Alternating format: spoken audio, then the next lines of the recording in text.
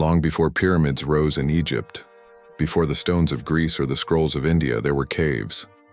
Dark, silent caverns where early humans left behind their dead.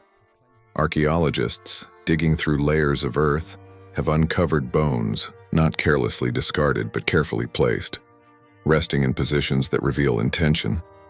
Graves where flowers were scattered, bodies sprinkled with ochre, a red pigment symbolizing blood and life. Primitive tools, beads, and even animal bones laid beside them. These discoveries tell us something profound. Even in the mists of prehistory, death was never treated as nothing.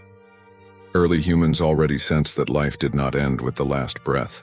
The act of burial itself is evidence of belief that the dead needed preparation, that they might continue their journey elsewhere, and that the living still had a duty toward them.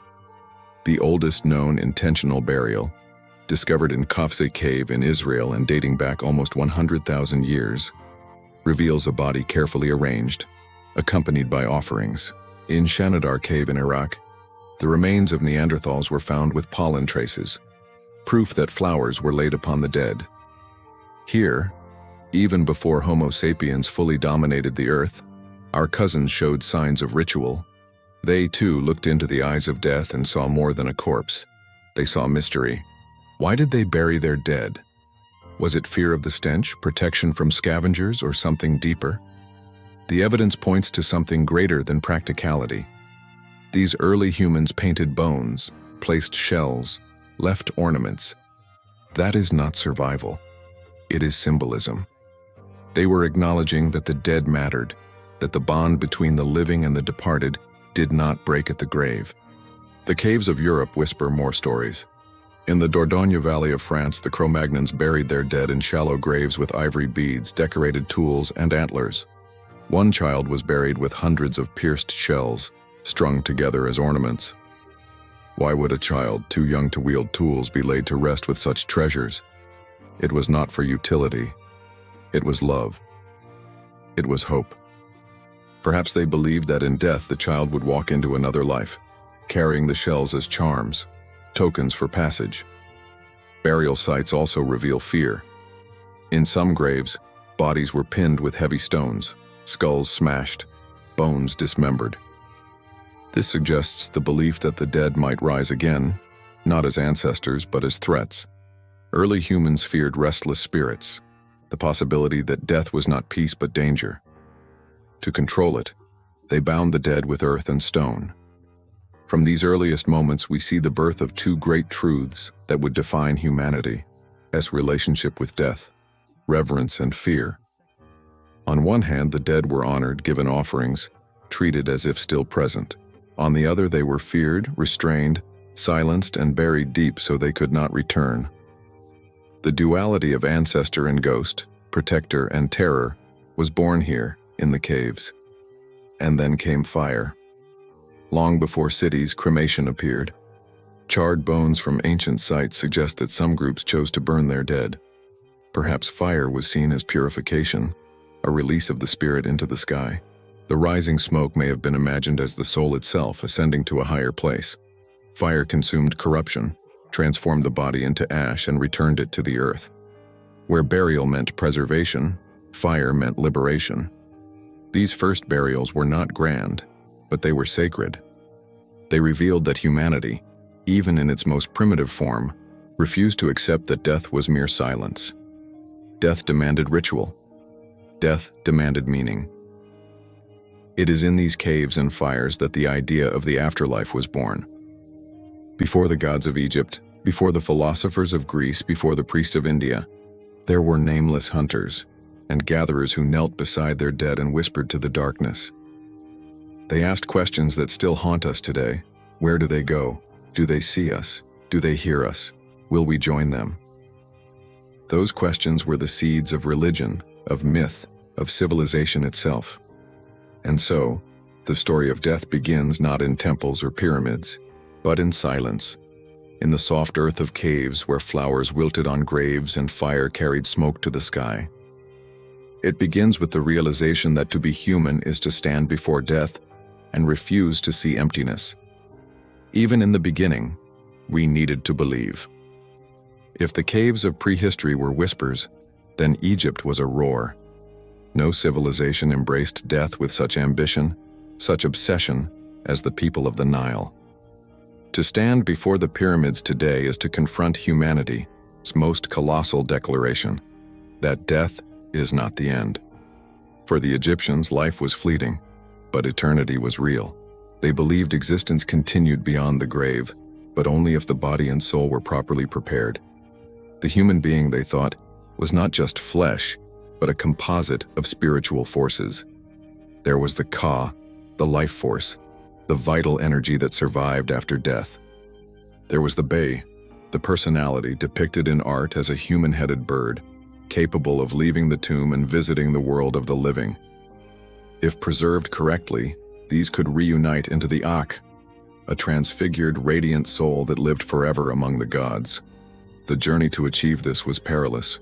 Death was not a doorway easily opened.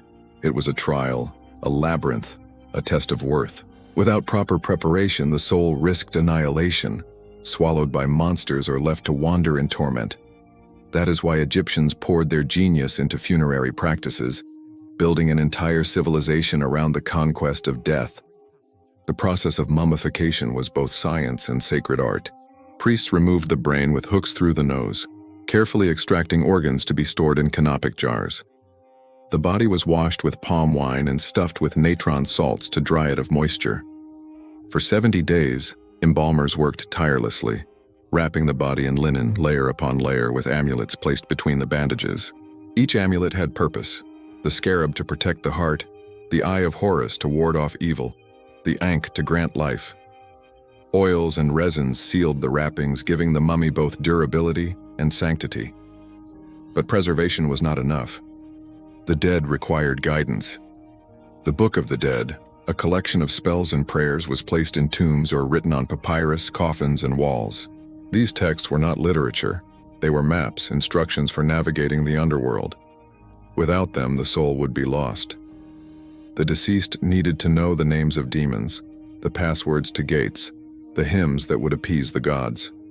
Inscriptions show the soul declaring innocence. I have not stolen. I have not killed. I have not lied. My heart is pure. At the climax of this journey lay the weighing of the heart. In the Hall of Two Truths, the god Anubis placed the heart of the dead upon scales, balancing it against the feather of Ma'at, the goddess of truth and order. If the heart was heavy with sin, it was devoured by Ammit, a terrifying beast, part crocodile, part lion, part hippopotamus. To be consumed by Ammit was to suffer the second death, total annihilation. But if the heart was light, the soul was led by Horus into the presence of Osiris, lord of the underworld, to dwell forever in the field of reeds, a paradise mirroring Egypt itself. Fields abundant with crops, rivers teeming with fish, a land of eternal peace. This vision of eternity shaped Egyptian society. The building of tombs was not just construction, it was salvation. Pharaohs ordered vast complexes carved into cliffs or raised pyramids of unimaginable scale, stocked with treasure, food, servants, and even pets. The Great Pyramid of Khufu required tens of thousands of workers and decades of labor, all for one man's afterlife. Yet to the Egyptians, this was not excess. It was necessity. The king was divine, and his eternal survival meant the survival of the cosmos itself. But eternity was not only for pharaohs. Ordinary Egyptians also sought immortality. Though their tombs were smaller, their offerings humbler. Clay figurines called ushabti were buried with them, servants meant to rise magically in the afterlife and work in their place. A poor farmer might not afford a pyramid, but he could still dream of walking in the field of reeds, forever free from hunger. Death became Egypt's great equalizer and its great motivator. Their art, their architecture, their writings, all revolved around it. Wall paintings show processions of the dead, offering scenes to Osiris. Statues depict kings frozen in eternal youth. Hymns praise Ra, the sun god, who dies each evening only to be reborn at dawn. A daily reminder that life after death was possible. And yet, there is a paradox. For all their confidence in eternity, the Egyptians also feared it. The afterlife was filled with dangers: venomous snakes, lakes of fire, demons with knives. Without spells, amulets, and rituals, the soul could be lost. Death was not simple. It was perilous. Their obsession was born not only from faith but from terror. To die unprepared was to vanish. This is why Egypt built monuments that still stand 4,000 years later. The pyramids are not graves in the modern sense. They are machines of immortality, stone prayers to the sky. Each block was placed to defy time itself, to anchor a king's name against the erasure of death. And in this, Egypt succeeded. For even if the afterlife they imagined was not real, their names endure. Khufu, Ramses, Tutankhamun, through tombs, mummies, and hieroglyphs, they still speak. In chasing eternity, they achieved a form of it. Death in Egypt was never the end. It was the greatest journey. And to face it, they turned their civilization into a temple of immortality. Between the Tigris and Euphrates rivers, the cradle of civilization gave birth not only to writing, law, and kingship, but also to one of humanity's earliest, darkest visions of death. Unlike the Egyptians with their glittering paradise, or the Greeks with their noble philosophies, the peoples of Mesopotamia, Sumerians, Akkadians, Babylonians, Assyrians, saw death as inevitable gloom.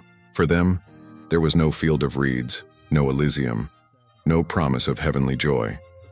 Death was a shadow, and the afterlife a prison from which no soul could escape. The Mesopotamian afterlife was called the Kur, a dreary subterranean underworld ruled by the goddess Ereshkigal. All who died went there, kings and slaves, warriors and cowards alike. There were no rewards for virtue, no punishments for sin.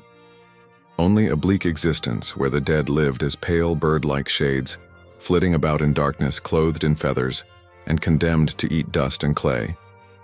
This vision was so grim that Mesopotamians feared the dead might rise to torment the living if not properly honored. Their literature reveals this despair vividly. In the Epic of Gilgamesh, the world's oldest surviving epic, the great king of Uruk watches his friend Enkidu die and is struck with terror.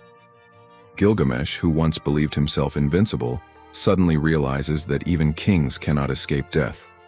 Desperate, he journeys to find immortality, crossing seas of death and meeting Utnapishtim, the Mesopotamian Noah, survivor of the Great Flood. But Utnapishtim tells him the truth. Immortality belongs only to the gods.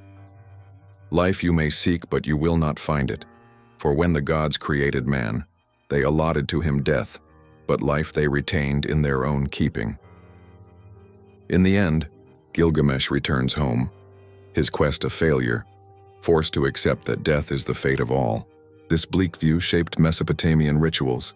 Funerals were not grand preparations for eternal joy, but careful acts to prevent the dead from returning. Offerings of food and drink were essential, for without them the spirits, called Giddim, would wander hungry and restless, haunting their families. Wealthy households maintained ancestor shrines within their homes, pouring beer and leaving bread for the shades of their kin. Neglecting these duties risked disaster, illness, misfortune, or even demonic possession. Priests played a vital role in these rituals, performing ceremonies to appease both the gods and the dead. Clay tablets preserve lists of incantations against ghosts, showing just how much Mesopotamians feared their return. Unlike the Egyptians who longed for reunion with their ancestors, Mesopotamians often dreaded them. The dead were not benevolent guardians, they were burdens, spirits who must be fed and contained. Still, not all deaths were equal. Kings and nobles built elaborate tombs, filled with treasures and attendants, hoping to secure some comfort in the underworld. The royal tombs of Ur, excavated in modern Iraq, revealed staggering rituals of death. Queen Puabi, buried around 2600 BCE, lay adorned with gold and jewels, surrounded by servants who had been sacrificed, perhaps poisoned or struck down, to accompany her into the afterlife. Musicians, soldiers, even oxen were entombed beside her, frozen in death as eternal companions. To the Mesopotamians, this was not cruelty but necessity. A queen could not face the shadowed underworld alone. Yet grandeur offered no escape. Even kings descended to the same darkness. In myth, even mighty gods could not avoid the underworld's pull. The tale of Inanna's descent tells of the goddess of love and war who dared to enter her sister Ereshkigal's realm. Stripped of her powers at each gate, Inanna was eventually killed and hung on a hook like rotting meat. Only through trickery and intervention was she revived and allowed to return, but even she was forced to send others in her place. The story underscored a terrifying truth. Once in the land of the dead, there was no freedom without sacrifice. This fatalism bled into Mesopotamian society. Where Egyptians built pyramids as triumphs over death, Mesopotamians built ziggurats, towering temples not for eternity, but for survival in this world. Their laws, like Hammurabi's code, were obsessed with order and justice because they believed meaning had to be found in life, not death. Their prayers begged the gods for long life, health, and descendants because once death arrived, all joy was gone. And yet, in this despair, there was also honesty. The Mesopotamians confronted death without illusions. They did not soften it with visions of eternal paradise or philosophize it into a noble journey. They looked into the grave and saw what terrified them: silence, dust, shadows. In this way, their culture was raw, brutally realistic. What remains haunting is how modern their vision feels. Even today, many fear death not as a gateway but as nothingness. The Mesopotamians had no hope of heaven, no promise of redemption. To them, the only immortality was memory, the name etched into clay, the city built, the poem sung. As the Epic of Gilgamesh reminds us, it is not eternal life we leave behind, but eternal legacy. And so, in the land between rivers, death was not a promise, but a curse. No matter how powerful, how wealthy, or how devout, every man and woman walked the same path, to the shadowy halls of Ereshkigal, where even kings ate dust. If Mesopotamia gave humanity despair and Egypt offered eternity, then Greece gave death philosophy. For the Greeks, death was not just a passage into shadow. It was a mystery to be questioned, a paradox to be debated, and a stage upon which gods and mortals acted out the great drama of fate. In Greek mythology, the underworld was ruled by Hades, a stern but just god who presided over all the dead.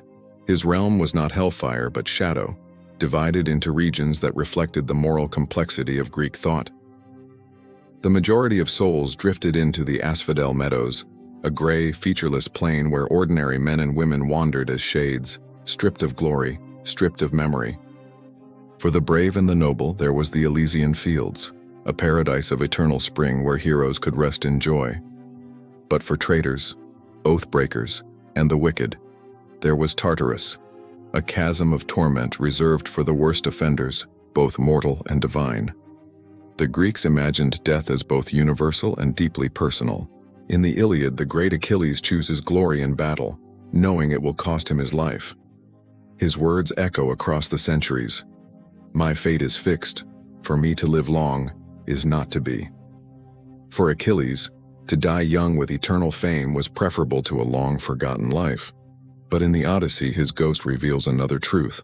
When Odysseus meets Achilles in Hades, the once proud warrior laments, "I would rather be a servant to a poor man on earth than king of all the dead." The contrast is striking. In life, death was glory. In death, it was emptiness. This tension defined the Greek relationship with mortality. Death was feared, but also honored. Funerary rituals were elaborate, for to be left unburied was the greatest disgrace. A body denied proper burial was thought to wander endlessly at the borders of the underworld, unable to cross the river Styx. Coins were placed on the eyes or in the mouth of the dead, payment for Charon, the ferryman who carried souls across the dark waters.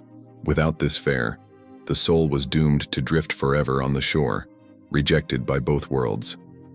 The Greeks also peopled death with guardians and punishers. Thanatos, the personification of peaceful death, appeared in poetry as a winged youth, gentle but inevitable. But there were also the Keres, black-winged spirits of violent death who swarmed battlefields, snatching souls with talons and dragging them screaming to Hades. Heroes sought to defy them, yet even the greatest could not escape forever. What set Greece apart was its intellectual daring. Death was not only myth, it was philosophy. The thinkers of Athens debated its nature endlessly. Socrates, when condemned to drink hemlock, accepted his fate calmly. To him, death was either a dreamless sleep, a release from suffering, or a passage to another world where he might converse with the souls of the dead. Either way, he reasoned, it was not to be feared. His student Plato took this further, teaching that the soul was immortal, trapped in the body like a prisoner. Death, therefore, was liberation, a return to a higher reality of pure truth and form. For Plato, philosophy itself was practice for dying, the art of separating the soul from the distractions of the flesh. Not all agreed. Epicurus, centuries later, argued the opposite. Death, he said, is nothing to us, for when we exist, death is not present, and when death is present, we no longer exist. To fear death was irrational, for it was simply the end of sensation. His followers sought peace in this thought, living modestly and seeking joy in the present, free from the terror of the grave. This blend of myth and philosophy created a uniquely Greek vision of death, tragic, questioning, and profoundly human. The stage of Athens echoed with tragedies in which death was both fate and teacher. In Sophocles' Antigone, the heroine defies a king to bury her brother, declaring that divine law demands honor for the dead above the will of men. In Euripides' Alcestis, a queen sacrifices her life for her husband, only to be rescued from death by Heracles. These plays reflected Greek anxieties, celebrating courage while confronting the inevitability of loss. Yet death in Greece was not without beauty. Tombs were adorned with delicate reliefs showing families parting, hand in hand. Vases depicted funeral processions, lamenting women tearing their hair. The dead were remembered in poetry and song, their names inscribed on steles that lined the roads outside city walls. Memory was immortality, and to be forgotten was the second death. In the end, the Greeks gave the Western world two enduring gifts, myth and reason. Through myth, they painted death as a realm of gods, heroes, and shades, structured with moral consequence.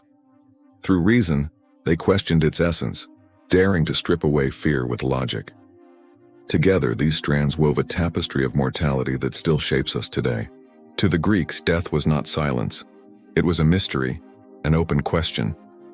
Was it a shadow, a release, or another kind of life? The answer depended on who you asked, the poet, the philosopher, or the priest. But all agreed on one truth. Death was the one fate no man, no god, could ignore. Rome was not a civilization that turned away from death. It embraced it, displayed it, and weaponized it. To the Romans, mortality was not merely a private sorrow, but a public stage, a tool of politics, and a measure of honor. Their empire was built on the bones of the conquered, yet it also promised eternal remembrance to those who achieved greatness. In Rome, death was spectacle and legacy. Roman funerals themselves were grand affairs, especially for the elite. When a patrician died, his body was carried through the streets in a procession, sometimes accompanied by actors wearing wax masks of his ancestors.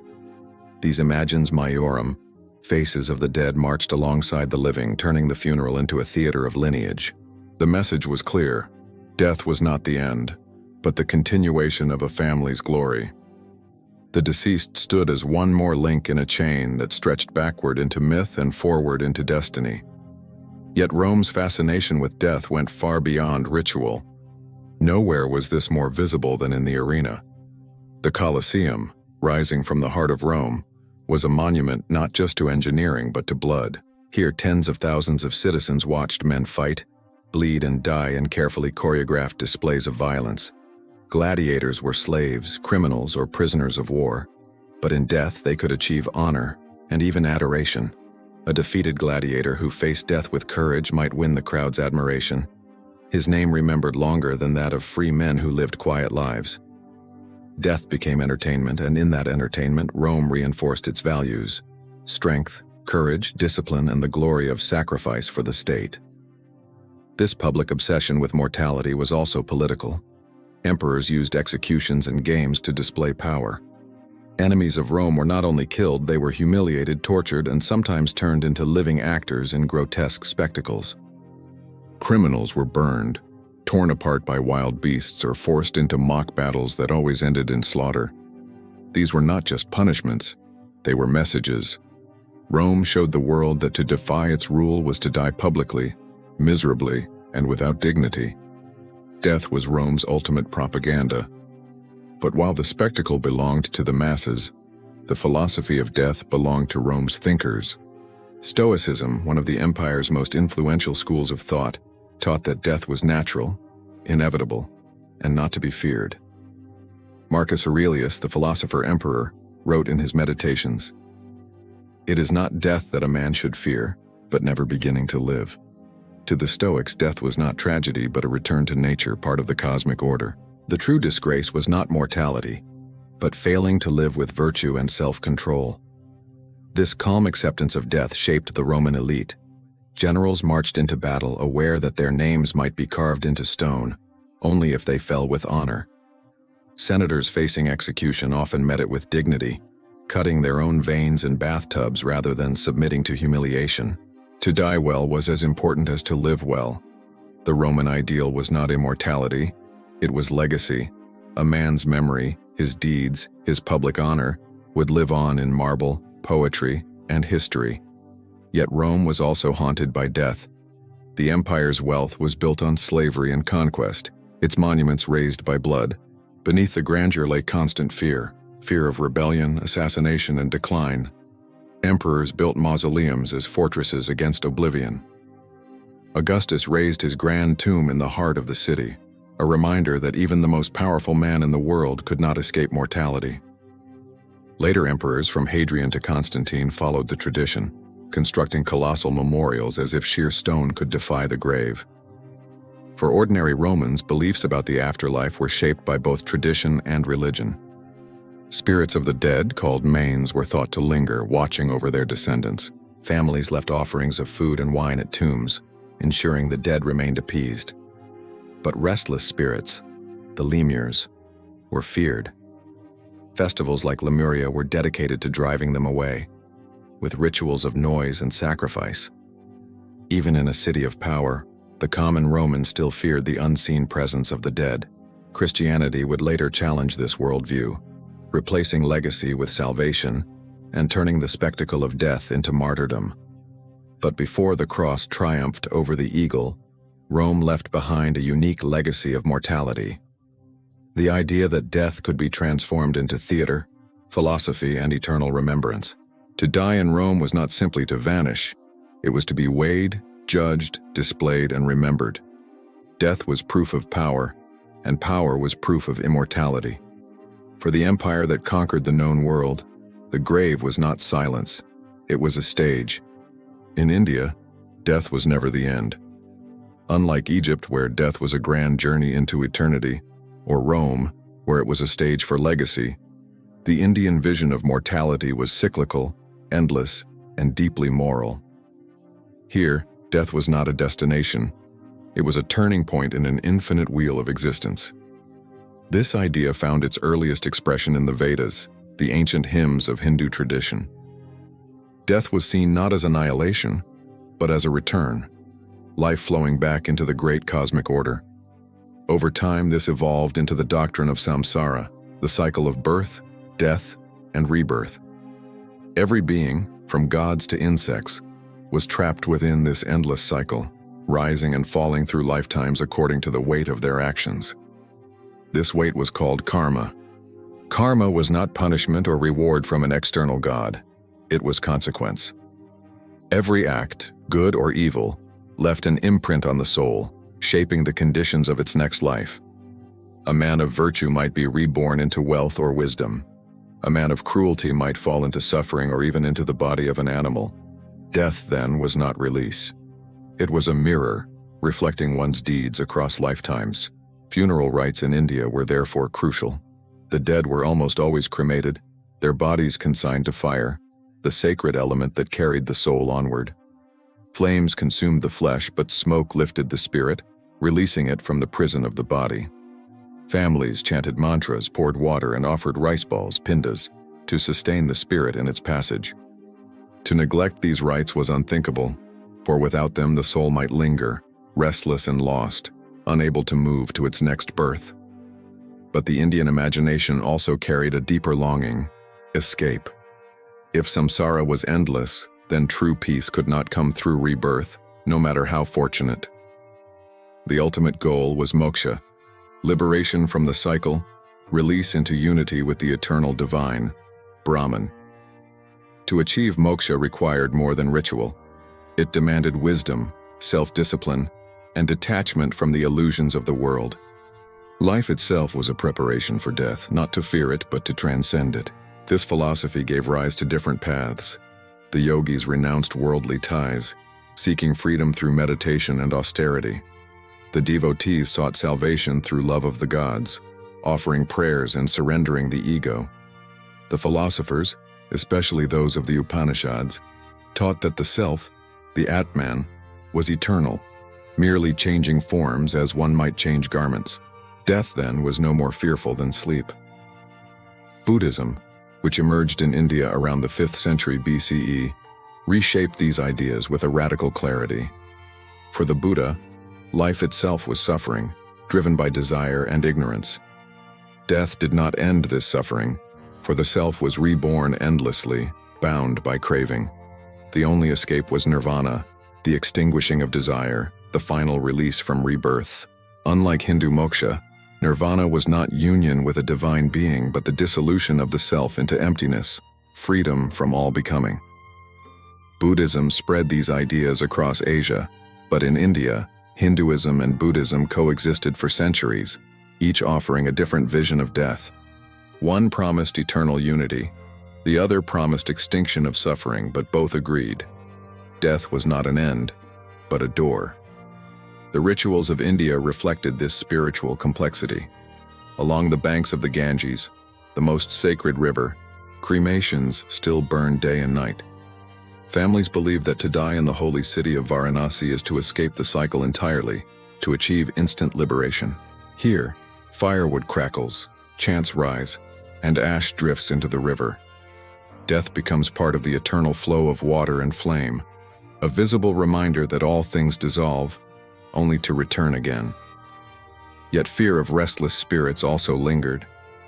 Just as in Mesopotamia and Rome, India imagined ghosts, preta, hungry shades of the dead who had not received proper rites. These spirits wandered unsatisfied, tormenting the living until rituals were performed. Thus, even in a land of profound philosophy, death carried terror as well as transcendence. In India, then, death was not spectacle, not despair, not even finality. It was rhythm. Birth and death were not opposites but partners, dancing in the endless cycle of samsara. Every death carried within it the seed of another birth, and every birth carried the certainty of another death. But hidden within this cycle was hope, the hope of liberation, of breaking the wheel, of escaping into something beyond. For India, the story of death was the story of eternity, not eternity in one form, but eternity in endless change. If India saw death as an endless cycle, China saw it as a bridge between the living and the dead, the family and eternity, earth and heaven. In Chinese thought, death was not separation but continuity. The dead did not vanish. They remained, watching, guiding, blessing, or punishing their descendants. To honor them was not merely piety, it was survival. The foundation of this vision lay in ancestor worship, one of the oldest and most enduring traditions of China. From the Shang dynasty, 1600–1046 BCE onward, kings and peasants alike performed rituals for the dead. The spirits of ancestors were believed to retain power over the world of the living. If properly honored with offerings of food, drink, and incense, they would bless the family with prosperity. But if neglected, they could bring misfortune, illness, or disaster.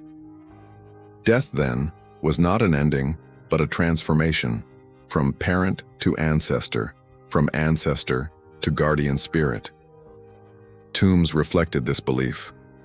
The Shang kings were buried with weapons, jade, chariots, and even human sacrifices, wives, servants, and soldiers sent to accompany them.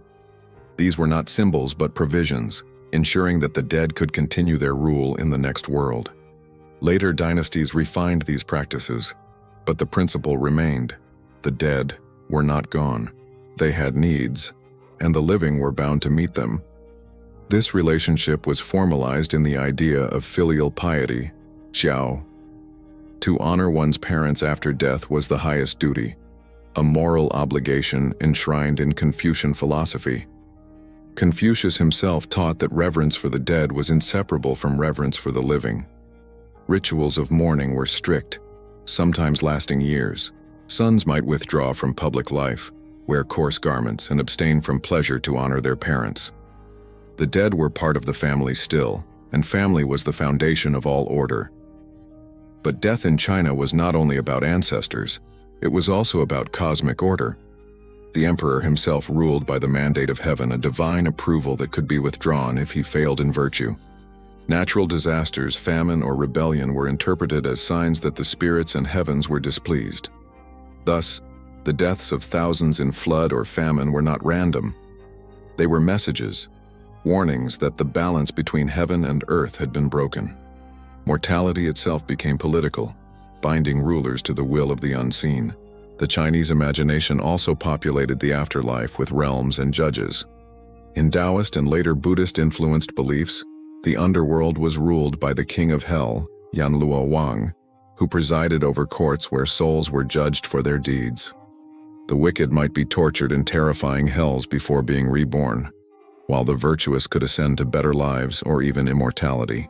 Ghosts, too, haunted the living, especially those who died violently or without proper burial. Festivals like the Ghost Festival in the 7th lunar month were dedicated to feeding these wandering spirits, appeasing them so they would not harm the living. The most spectacular expression of Chinese views on death came in the tomb of the first emperor, Qin Shi Huang. Obsessed with immortality, he sought elixirs, rituals, and magic to defy death itself.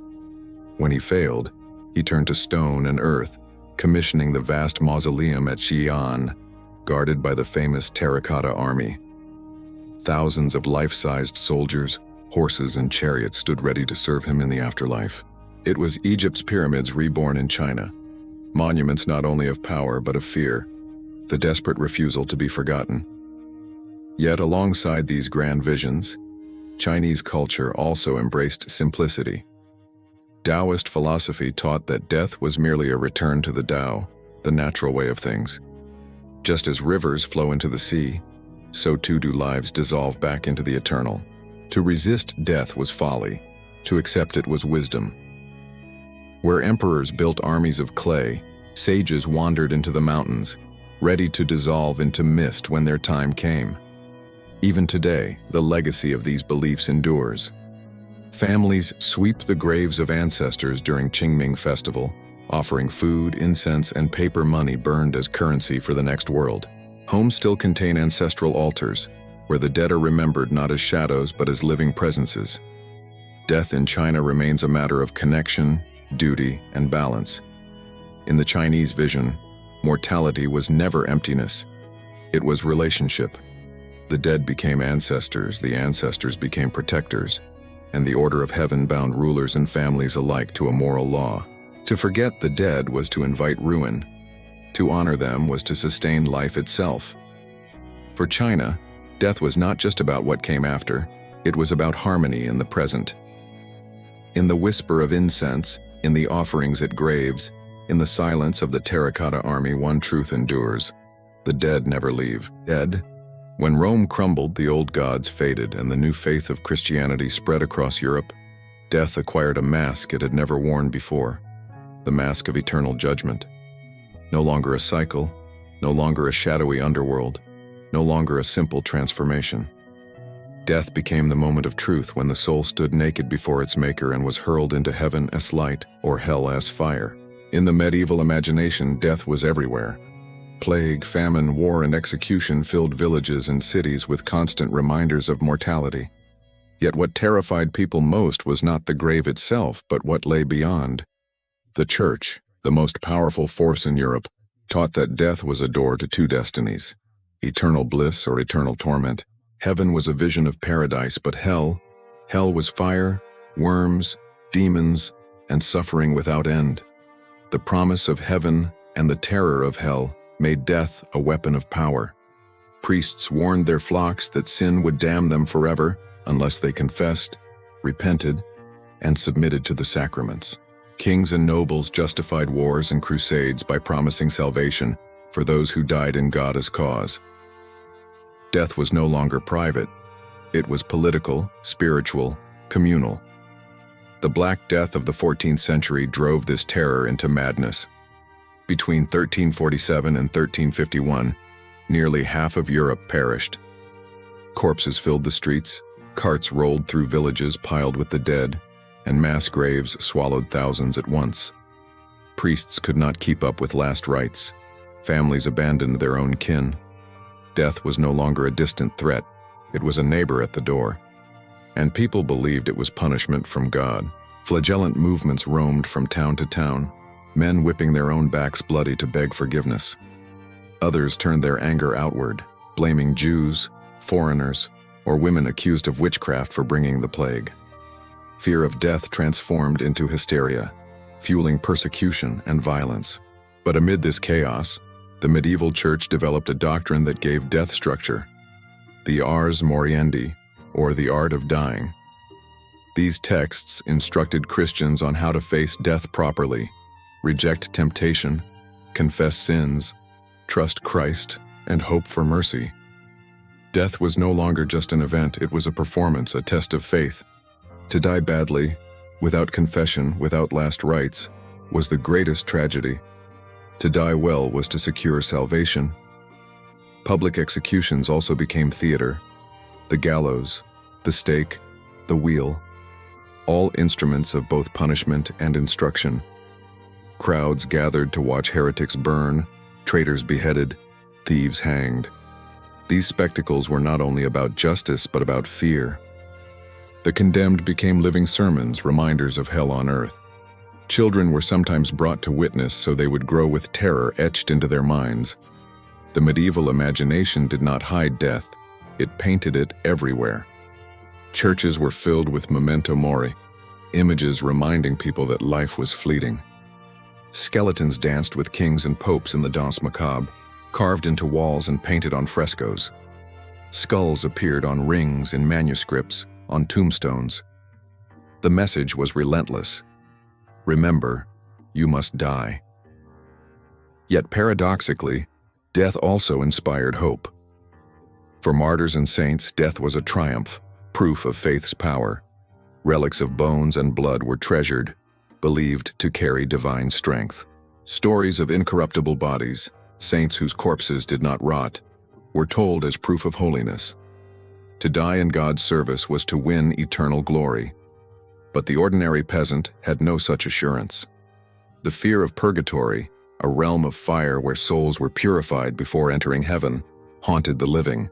Families paid for prayers, indulgences, and masses to ease their loved ones' suffering in the afterlife.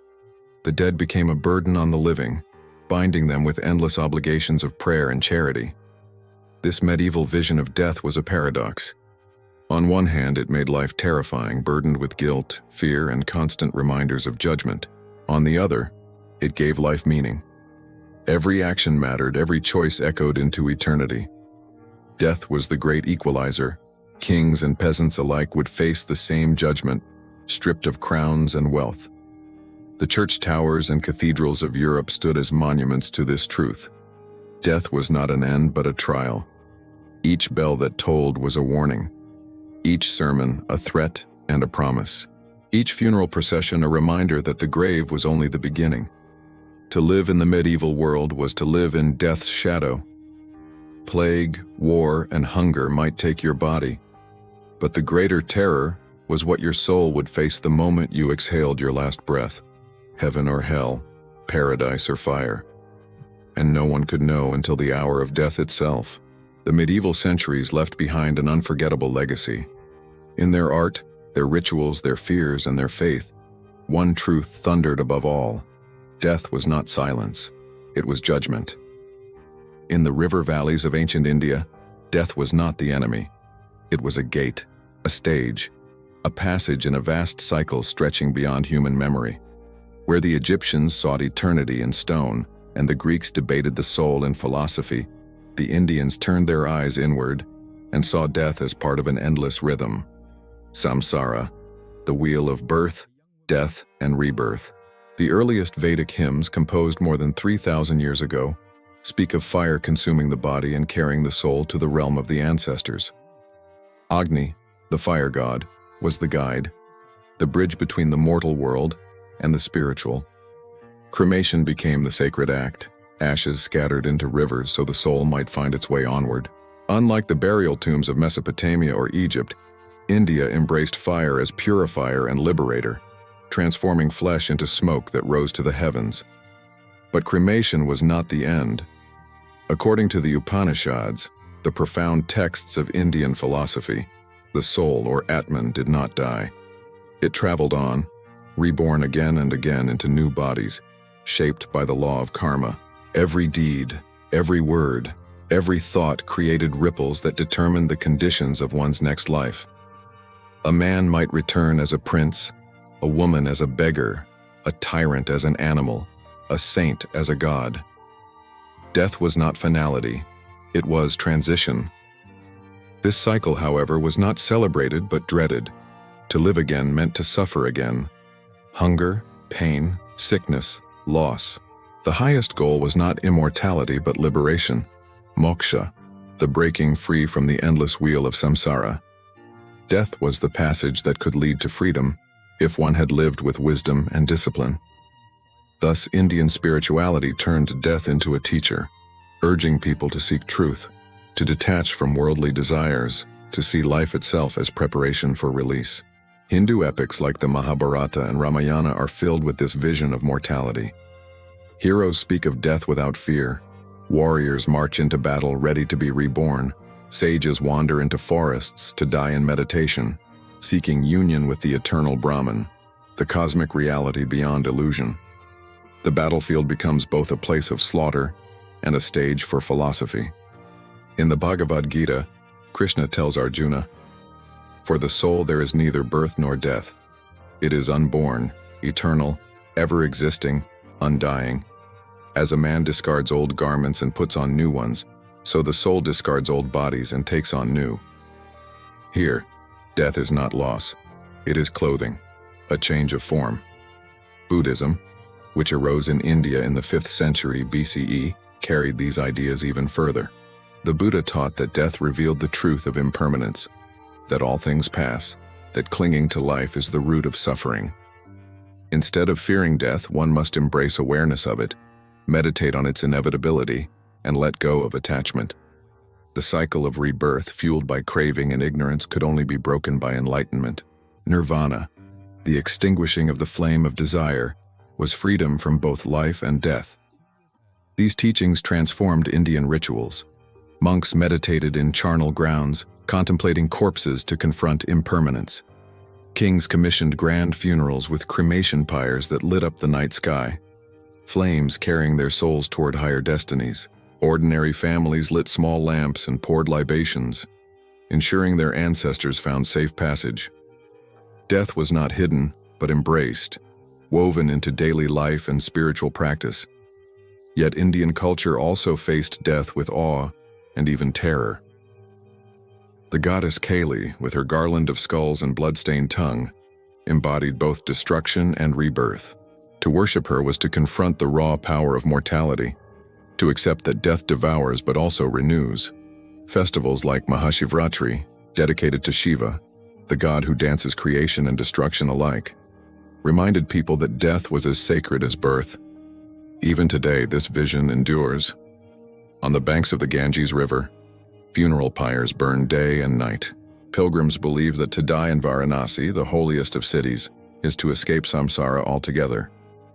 Ashes are scattered into the sacred waters, returning the body to the elements, while the soul journeys on.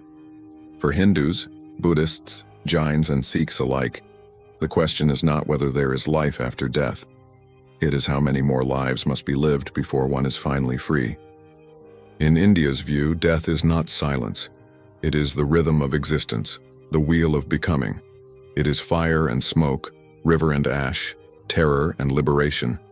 To fear, it is to miss its truth. To accept it is to transcend. Here, mortality was not a curse, it was the path to eternity. In the jungles of Central America, where stone pyramids rose like mountains and temples cut into the sky, death was not hidden away. It was carved into walls, painted in codices, and etched into the very rhythm of daily life.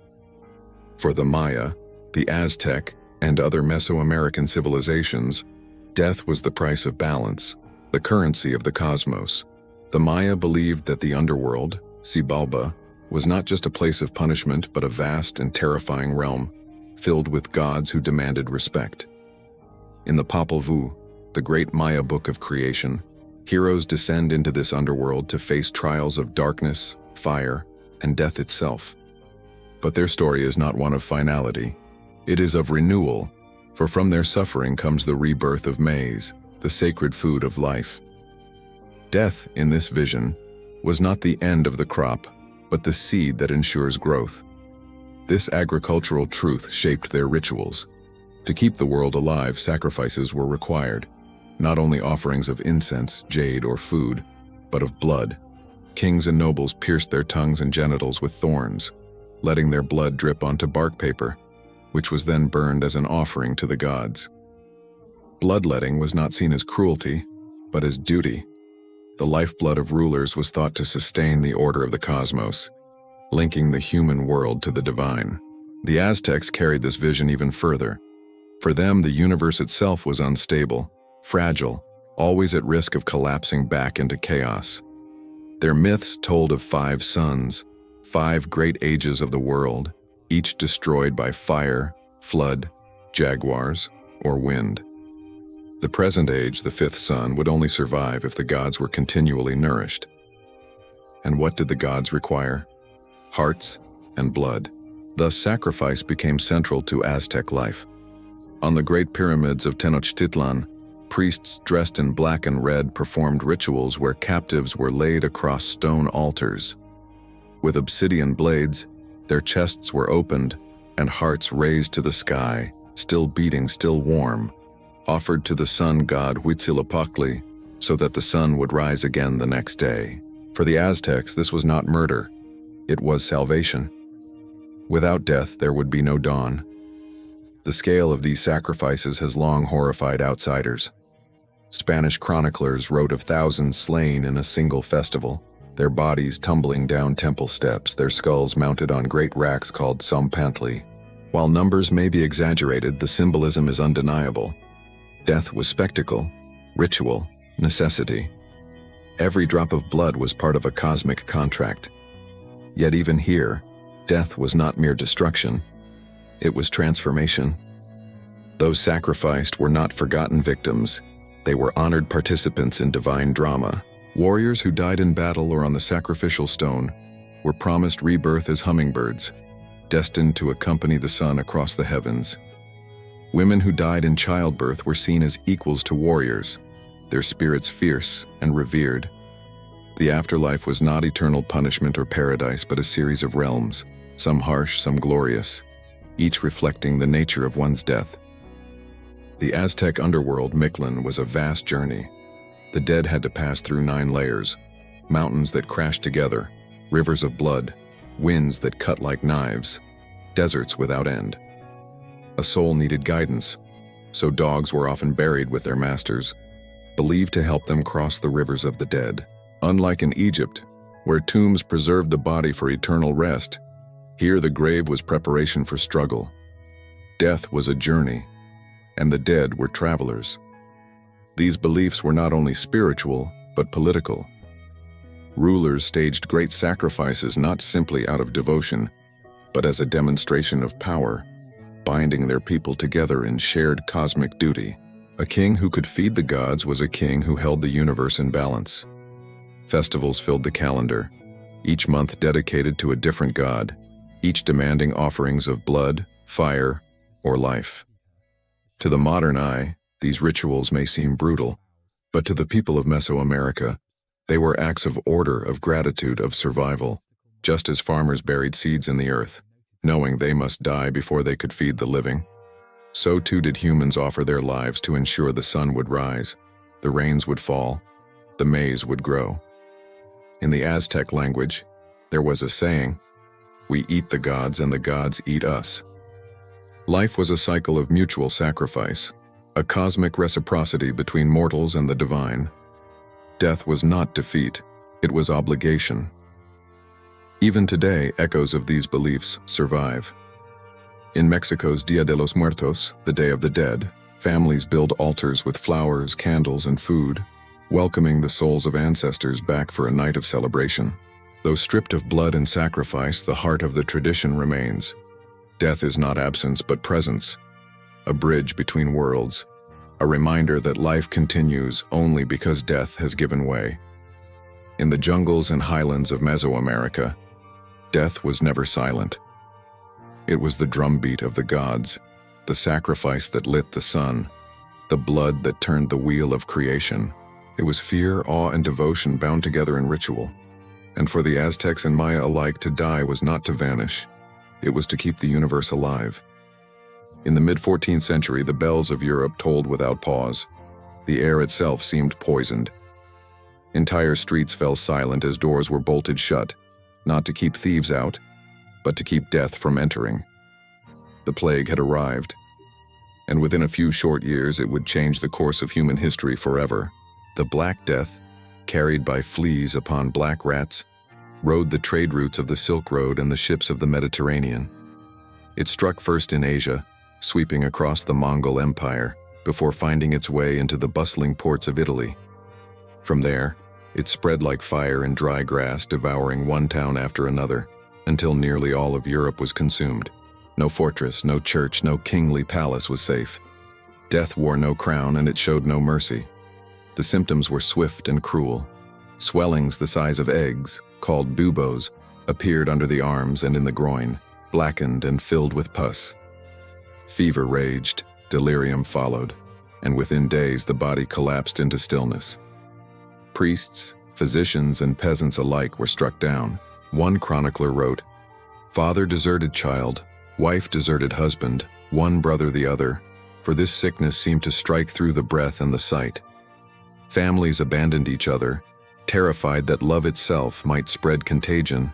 The scale of death was unimaginable. In Florence, carts rolled through the streets piled high with corpses. In London, whole parishes were left deserted. In Avignon, the Pope consecrated the entire Rhone River, so bodies could be flung into its waters without burial rites. By the time the plague subsided, nearly half of Europe's population, some 25 to 30 million souls, were gone.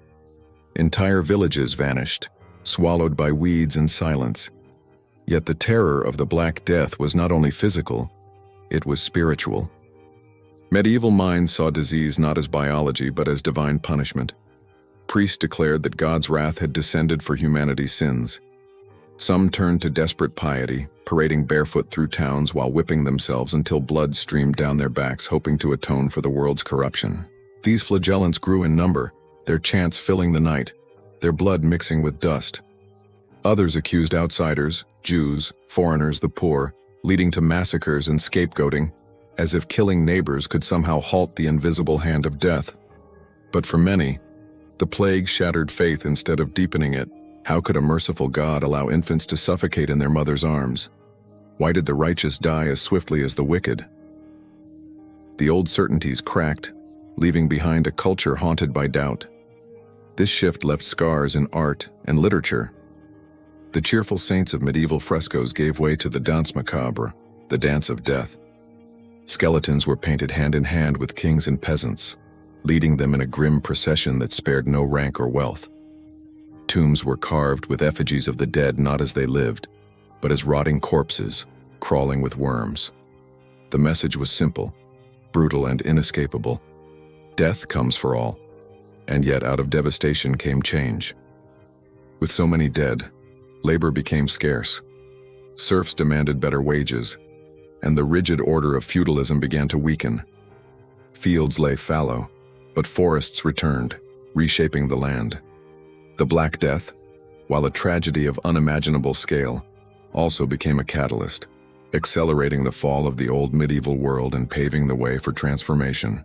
But in the moment itself, there was no vision of renewal, only the sound of bells tolling, the sight of blackened buboes, the smell of decay in the air.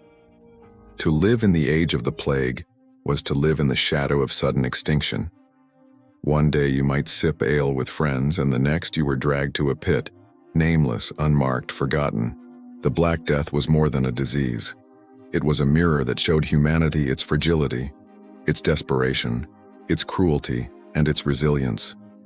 For those who survived, the memory never faded. Death had walked openly among them, cloaked not in myth or theology, but in the stench of rotting flesh.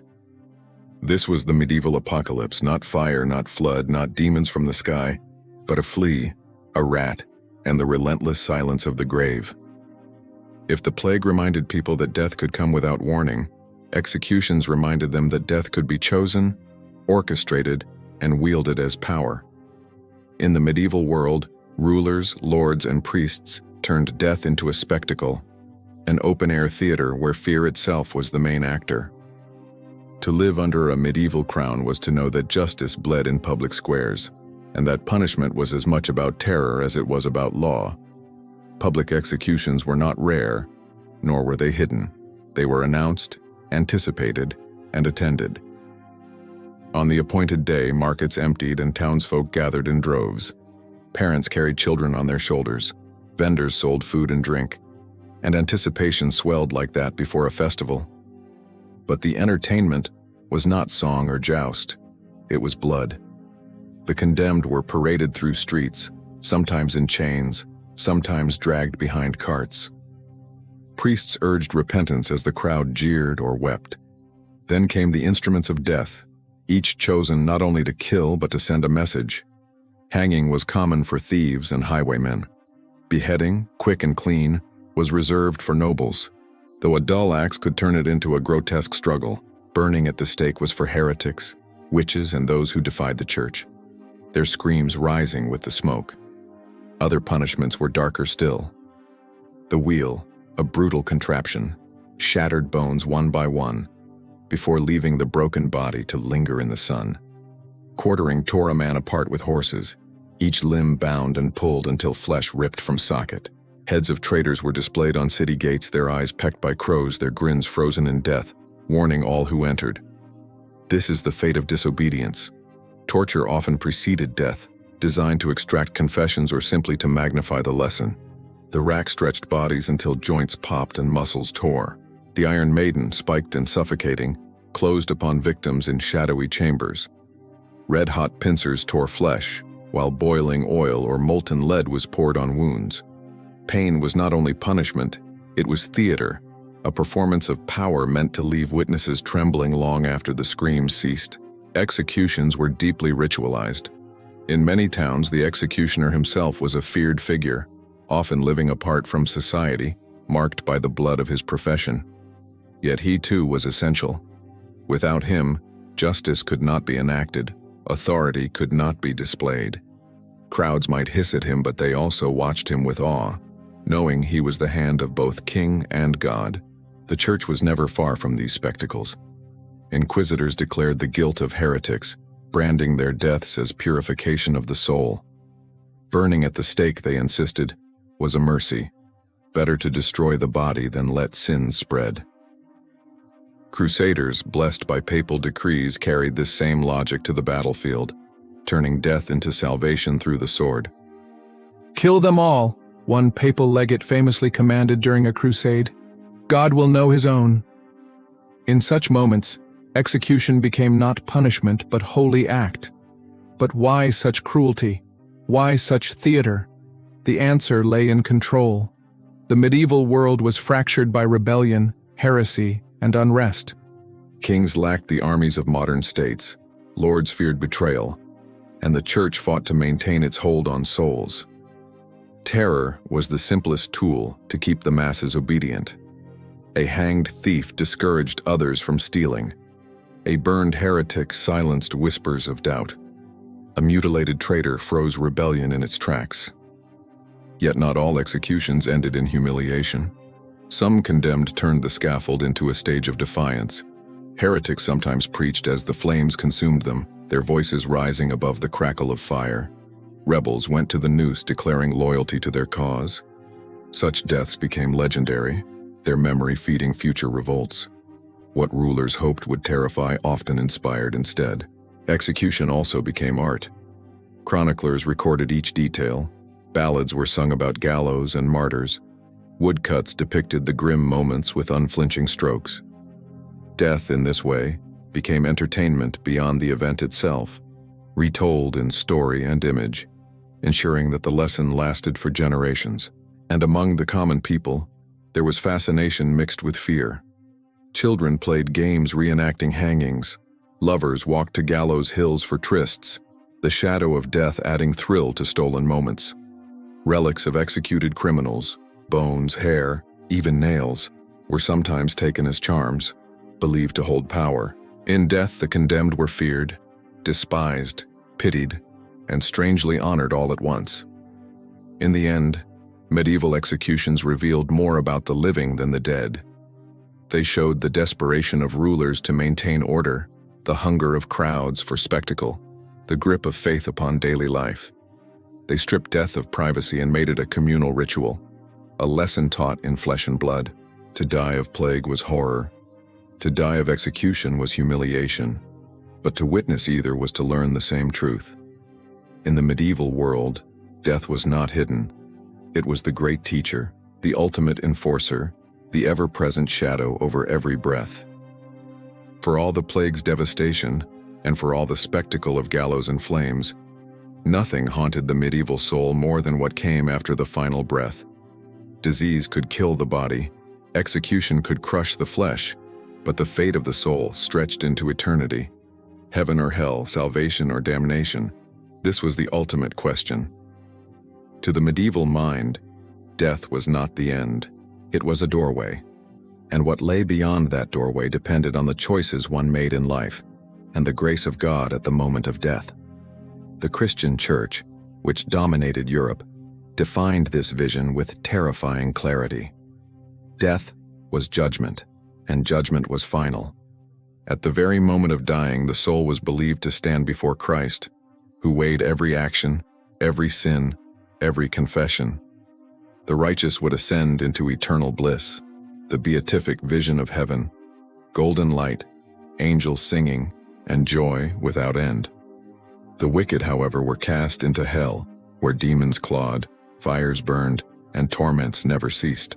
But the medieval imagination added another realm, purgatory. This was a place of purifying fire, neither heaven nor hell, where souls not damned but not yet pure enough for paradise were sent. Purgatory became the great hope of common people, for who could claim to be spotless before God? It was also the great tool of the Church, for prayers, masses, and indulgences offered by the living could shorten the suffering of souls trapped there. Families poured their wealth into chantries and altars, desperate to ease the burning of loved ones. Death in this way tied the living and the dead in an endless chain of obligation and devotion. Art and architecture preached this message as powerfully as any sermon. Cathedrals soared upward, their stained glass windows showing vivid images of saints entering heaven and sinners dragged to hell. On tympanums above church doors, Christ appeared as judge, angels blowing trumpets, the dead rising from graves, while devils pulled the guilty into cauldrons of fire. Every visit to church reminded the faithful, this life is fleeting, the next is forever. The medieval obsession with salvation gave birth to manuals like the Ars Moriendi, the art of dying. These texts taught Christians how to prepare for death, reject temptation, confess sins, forgive enemies, trust entirely in Christ. To die without confession, without last rites, was the greatest terror of all. Families prayed desperately as priests hurried to the bedside of the sick, fearing that a soul might slip into eternity without the seal of forgiveness. This fear shaped everyday life.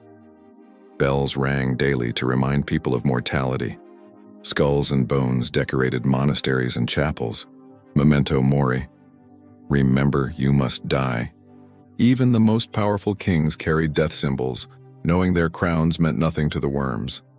The message was unyielding. Prepare now, for death may strike tonight, and judgment will follow instantly. But the vision of eternity was not only fearsome, it was also profoundly hopeful. Saints and martyrs inspired faith, their deaths seen as victories. To suffer for Christ was to guarantee heaven's reward. Relics of holy men and women were venerated, their bones believed to hold power to heal, bless, and protect. Pilgrims traveled hundreds of miles to touch a fragment of a saint's body, hoping their devotion would count in the final reckoning. At the same time, the fear of damnation shaped medieval culture in darker ways. The Inquisition hunted heretics with fire, claiming to save souls through earthly destruction. Wars like the Crusades promised absolution for those who died killing enemies of the faith. Death became not only personal, but political, a weapon wielded in the name of eternal destiny. The Last Judgment loomed over everything: art, war, politics, family life, even architecture. It was carved into stone, sung in hymns, preached in sermons, painted on church walls. To live in the medieval world was to live always in its shadow. Every harvest, every war, every plague was interpreted as a sign that the end might be near, that trumpets of judgment could sound at any moment.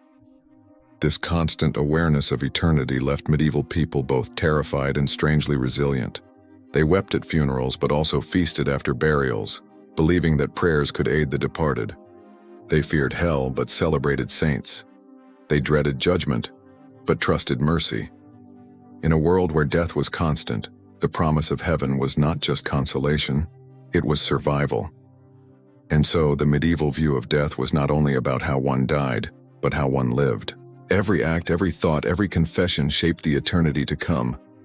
The body rotted quickly in the ground, but the soul endured forever in light, fire, or purgatorial flame. The Last Judgment was the great equalizer, the ultimate spectacle that dwarfed any gallows or plague pit. Kings and peasants, priests and soldiers all would stand before the same judge. No wealth could bribe him, no title could sway him. Only faith, repentance, and grace could open the gates of paradise. For the medieval mind, this was both terror and hope, despair and comfort. Death was not silence, it was the moment when eternity spoke. As the medieval world gave way to the Renaissance, death did not lose its grip on the imagination, but its meaning, its imagery, and even its rituals began to shift. No longer was death viewed only as the terrifying doorway to judgment. It was also seen as a mystery to be studied, a theme to be painted, a truth to be understood with reason as well as faith. The Renaissance was an age of rediscovery, of classical philosophy, of human anatomy, of the arts. And in this rediscovery, death itself became central, both as muse and as subject. The Renaissance man did not simply fear death, he examined it. This was the era of Leonardo da Vinci, who dissected corpses in secret, sketching bones and muscles with astonishing precision. His drawings were not just scientific, they were works of art, merging beauty and mortality. Where medieval people often looked away from the decaying body, Leonardo gazed directly into it, believing that to understand life, one must understand death. His anatomical studies revealed the human body as both fragile and divine, a machine crafted with perfect design, but doomed to wear down and fail. Artists across Europe embraced death as subject. But unlike medieval doom paintings that emphasized terror and judgment, Renaissance art blended mortality with human dignity. Consider Michelangelo's Pietà, Mary holding the lifeless body of Christ. The sculpture is not grotesque but tender, suffused with sorrow and grace. It invites viewers to contemplate not just divine sacrifice but the universal grief of losing a loved one. Death was still tragic, but it was also sublime, a moment to capture the deepest human emotions. This shift was partly fueled by humanism, the Renaissance philosophy that placed man at the center of thought. Humanists looked back to the wisdom of Greece and Rome, where philosophers like Seneca and Marcus Aurelius wrote about death as natural and inevitable. Their words circulated once again in Renaissance Europe, reminding readers that to fear death was to misunderstand life. Death was not just punishment, it was part of the order of nature. Yet even as reason and beauty softened death's image, Europe was not free from terror. The Renaissance saw outbreaks of plague continue to ravage cities. The Black Death had never truly vanished, and waves of pestilence struck Florence, Venice, Paris, and London. These outbreaks inspired the haunting tradition of the danse macabre, the dance of death. In murals and woodcuts, skeletons danced with kings, peasants, and maidens alike, reminding everyone that death spared no one. But unlike the medieval images of horror, the dance of death carried a touch of irony, even playfulness, a mocking acknowledgement of mortality that almost dared people to laugh at it. The fascination with skeletons extended beyond art into actual rituals. Wealthy patrons sometimes commissioned memento mori objects, rings, pendants, or skull carvings designed to remind the wearer of death's inevitability. These objects did not only inspire fear, but encouraged one to live wisely, to embrace the fleeting beauty of existence. It was in this period that the phrase ars moriendi, the art of dying, evolved into something more than religious instruction. It became almost philosophical. How should one face death? With terror? With acceptance? With dignity? Meanwhile, the Church sought to maintain its authority over death rituals, masses for the dead, indulgences for souls in purgatory, and elaborate funerals continued to flourish. But with the Protestant Reformation erupting in the 16th century, even death became a battlefield of theology. Reformers like Martin Luther denounced indulgences as exploitation of grief, while Catholics defended them as sacred bonds between living and dead. Death, in this way, was not just personal, it was political, splitting Christendom apart. At the same time, the Renaissance began to plant the seeds of science in the soil of mortality. Physicians dissected corpses more openly, universities established anatomical theaters, and medical knowledge expanded rapidly. Death was not just a passage to eternity, it was also a subject to be studied in order to save lives. This marked a profound shift. For centuries, the body had been seen primarily as a vessel for the soul. Now it was studied in its own right, not just as a spiritual symbol, but as a biological reality. Still, even as science grew, superstition lingered. Many believed that comets, eclipses, or strange weather foretold death. Executions continued to draw crowds now seen not only as justice but as spectacles of anatomy. Bodies sometimes dissected before audiences to teach medicine. Death was never far from the stage of public life, whether in art, in ritual, or in science. Perhaps the Renaissance's greatest legacy in its treatment of death was its balance between reverence and inquiry. Unlike the medieval age, which largely defined death through fear of hell, the Renaissance insisted on asking new questions. What is the human body? What is the meaning of life if it ends in death? Can art and philosophy help us face the inevitable? The answers were not always clear, but the willingness to question was itself revolutionary. In Renaissance Europe, death was no longer merely the shadow of sin. It was the mirror of life. Artists painted it, poets wrote of it, scientists dissected it, philosophers reasoned with it.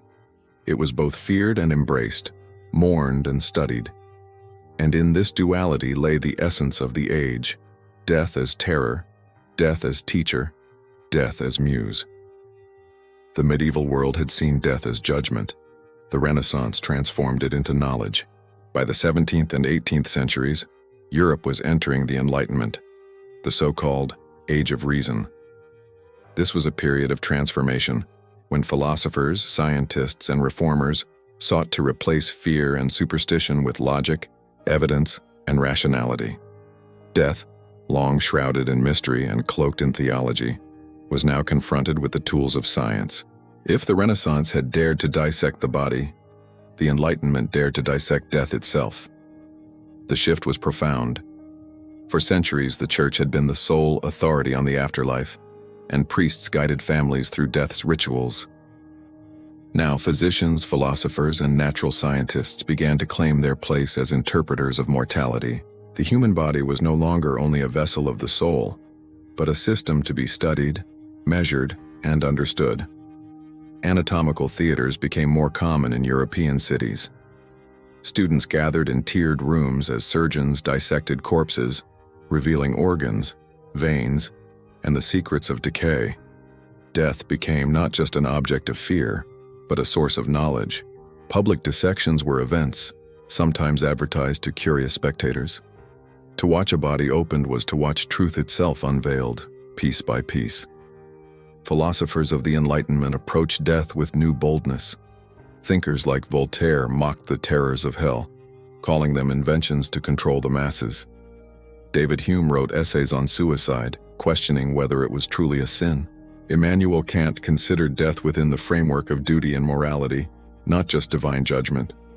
The fear of eternal torment, while still present for many, began to weaken under the light of skepticism and rational inquiry. At the same time, science turned its attention to prolonging life. Advances in medicine, vaccination, new surgical techniques, better understanding of disease, slowly shifted the balance between life and death. Smallpox inoculation, championed by figures like Lady Mary Wortley Montagu and later Edward Jenner, promised that death itself could be delayed, perhaps even defeated. Where the medieval world had resigned itself to plague and pestilence as God's will, the Enlightenment sought to fight back with knowledge and experiment. This era also transformed burial practices. In crowded cities, traditional churchyards overflowed with bodies, creating unsanitary conditions and fears of miasma. The bad air thought to spread disease. Enlightenment reformers demanded new cemeteries outside urban centers, landscaped and organized with rational planning. Death, once chaotic and visceral, was being ordered, categorized, and managed like everything else in the age of reason. Yet rationality did not erase fear. The 18th century saw the rise of a peculiar obsession, the fear of premature burial. Reports circulated of people awakening in coffins, mistakenly declared dead. Pamphlets and sensational stories fueled anxiety, and inventors even designed safety coffins equipped with bells or air tubes to allow the living dead to signal for rescue. Death, though studied and explained, still carried its shadows of uncertainty. At the same time, literature and art reflected a new fascination with mortality. Graveyard poetry emerged in England, where writers like Thomas Gray penned meditations on tombs and human transience. These works did not preach fiery sermons of hell, but rather melancholy reflections on the inevitability of death and the equality it imposed on all men. "The paths of glory," Gray wrote, "lead but to the grave." This blending of reason and melancholy gave rise to what we now call the modern view of death. Neither purely religious terror nor purely scientific detachment, but a complex mixture of fear, curiosity, and reflection. Enlightenment thinkers might deny hell, but they could not deny the universal truth of mortality. Even kings and philosophers faced the same end. One of the most striking aspects of the Enlightenment approach was its confidence in progress. If disease could be studied, it could be cured. If death could be understood, perhaps it could be delayed. While no one yet imagined immortality in any literal sense, the Enlightenment spirit carried within it the seeds of today's medical science, where the conquest of death remains the ultimate ambition. Still, the Enlightenment did not erase the sacred entirely. Many continued to believe in an afterlife, but it was increasingly imagined not as hellfire and eternal punishment, but as a more abstract continuation of the soul, or as a peaceful return to nature. Philosophers like Rousseau wrote of death as a natural rest, a reunion with the earth. The terror of medieval judgment gave way, for many, to the calm acceptance of natural law. This new view of death also transformed mourning rituals. Funerals became less about terrifying sermons and more about celebrating the individual life of the deceased. Portraits of the dead were sometimes painted, memorials erected, epitaphs carved that emphasized not fear, but remembrance. Death was beginning to shift from the collective terror of salvation and damnation to a more personal, individual experience. By the dawn of the 19th century, death in Europe had been reshaped by the Enlightenment. It was no longer only a passage to heaven or hell, nor simply a mystery to be feared. It was a subject of study, of art, of philosophy, of reform. The Church had not lost all authority, but it no longer held exclusive power over the interpretation of death. Doctors, scientists, and philosophers had stepped onto the stage, and they would not leave it again. The Enlightenment's legacy was clear. Death could be studied, confronted, and even challenged. For the first time in history, Humans began to believe not only in surviving death through faith but in delaying it through science. The 20th and 21st centuries transformed humanity's relationship with death more than any previous age. Where the medieval mind saw death as judgment, and the Enlightenment saw it as a problem to be studied, the modern world encountered death as both a mass catastrophe and a private clinical event. From the trenches of world wars to the sterile corridors of hospitals, death became at once more visible and more hidden, more terrifying in scale, and yet more controlled in experience. The world wars of the 20th century brought industrialized death on a scale the world had never witnessed. The First World War turned entire landscapes into graveyards, with millions of young men cut down by machine guns, gas, and artillery. Death was no longer a personal fate. It was mechanized, anonymous, a number in casualty reports. Soldiers wrote home from the trenches describing corpses piled in no man's land, the stench of rot a constant companion. Cemeteries sprang up across Europe, row upon row of identical crosses marking lives lost in senseless slaughter. Death was democratized, stripped of individuality, reduced to statistics. The Second World War pushed the horror further. The Holocaust industrialized death itself, with extermination camps designed to kill with ruthless efficiency. Here, mortality was not natural but engineered, systematic, bureaucratic, and coldly calculated. The mushroom clouds over Hiroshima and Nagasaki added a new dimension. Humanity now possessed the power to destroy itself entirely. For the first time, death was not only inevitable for individuals but conceivable for civilization itself. These wars reshaped how societies grieved. Memorials became central features of cities, cenotaphs, eternal flames, monuments to the unknown soldier. Mourning was no longer confined to families or parishes but became national, even global. Death had expanded its scope, forcing entire nations to confront loss together. Yet at the same time, the experience of individual death was being transformed by medicine.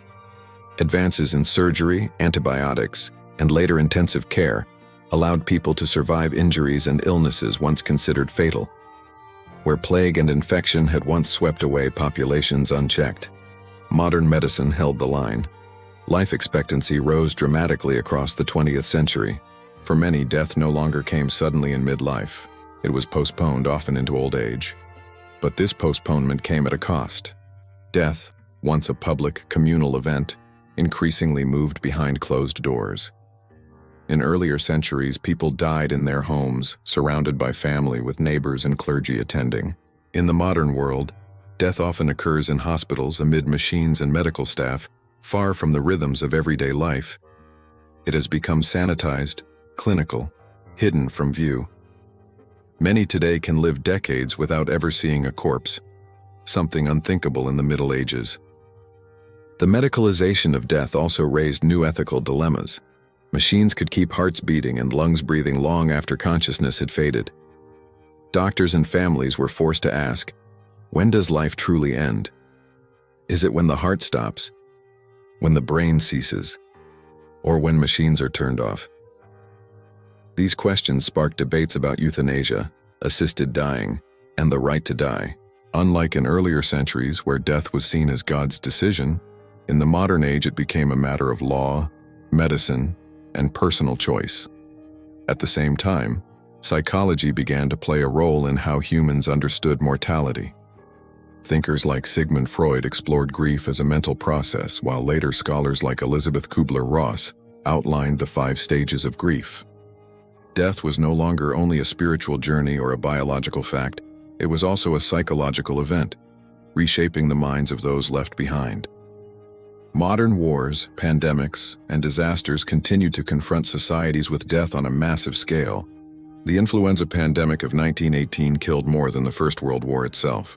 Later, the AIDS crisis of the 1980s brought new stigma and fear, while the COVID-19 pandemic reminded the 21st century that death could still sweep across nations with terrifying speed. Each of these crises reshaped rituals of mourning, from mass graves and memorial quilts to live-streamed funerals. Culturally, the modern world has developed new ways of both confronting and denying death. On the one hand, death saturates media. War footage, crime reports, horror films, video games. On the other hand, many cultures avoid speaking of it directly, using euphemisms like passed away or gone to a better place. Funerals are often shorter, quieter, and more private than in past centuries. Death has become at once hyper-visible and strangely invisible, omnipresent in imagery but absent from daily life. Science, meanwhile, continues to challenge mortality itself. Organ transplants, cancer treatments, genetic engineering, and life support technologies have pushed the boundaries of what it means to save a life. Some scientists and futurists now dream of defeating death altogether, through cryonics, artificial intelligence, or digital immortality. The Enlightenment planted the seed of conquest. The modern age dares to believe it might be possible. Yet despite all these advances, death remains undefeated. It may be delayed, hidden, redefined, but it has not been conquered. The wars, pandemics, and natural disasters of the last century remind us that death can still arrive suddenly, brutally, without mercy. And in the quiet of hospital rooms it still comes as it always has, with a final breath, a silent stillness, a body left behind. The modern world's relationship with death is full of paradoxes. We live longer, yet fear aging more. We hide death from view, yet consume endless images of it in media. We trust science to extend life, yet turn to psychologists, priests, and philosophers when death finally comes. More than any previous age, ours is caught between denial and obsession, between hope of immortality and fear of extinction. Death has never left humanity. It has only changed its mask. From the gallows to the gas chamber, from plague pit to hospital ward, from battlefield to hospice bed. It remains the one constant, shaping every culture, every philosophy, every dream. In the modern world, as in every age before, death is the mirror in which humanity sees itself most clearly.